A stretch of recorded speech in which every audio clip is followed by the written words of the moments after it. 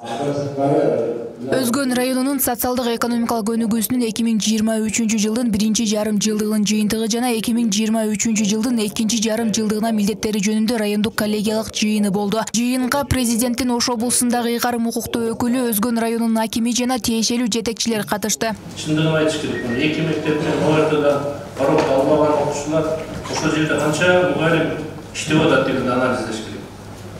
Эмне себептен ошондой болуп атат? Балки ошо ОРТнын суроолоруна мугалимдер өзүн даярдаш керек деп айтсам, мен кээде бир туура эмес нерсени айткандай көрөсүң да. Бирок туура да маселе, туурабы?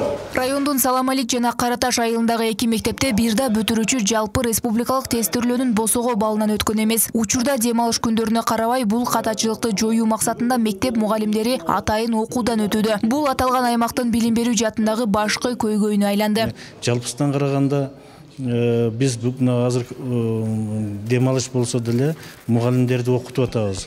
Ошо эми аракет кылып атабыз. Анан эми бул ошо жердин деги мугалимдин да деңгээлине жараша болот. Анан экинчиден окуучуларды эми бүгүнкү учур талабына ылайыкташкан мектепте окутушубуз керек да. Интерактивдоска бар жерде окутушубуз керек. Ошо аракеттерди кылып атабыз. Өзгөн районунда жумуш орундарды түзүү максатында 9 ишкана ачылып, 512 жумуш орун түзүлгөн. Жетишкендиктер менен кемчиликтер бирге айтылган жыйындын жүрүшүндө тазаланбаган таштанды, мыйзамсыз курулуштар да айтылды. Кемчиликтерди жоюу боюнча чогуу иш аракет жүргүзөбүз, иш план түзөбүз ал боюнча. Кемчиликтер эми основном биздики ошо эме жаатында, ошо тазалык жаатында болуп атат. Эми өзүңүздөр билесиздер. Көп улуттуу шаар, анын үстүнө көп сырттан мына жакынкы Каракулжа районунан бери келип ушактан соода сатык жүргүзүшөт.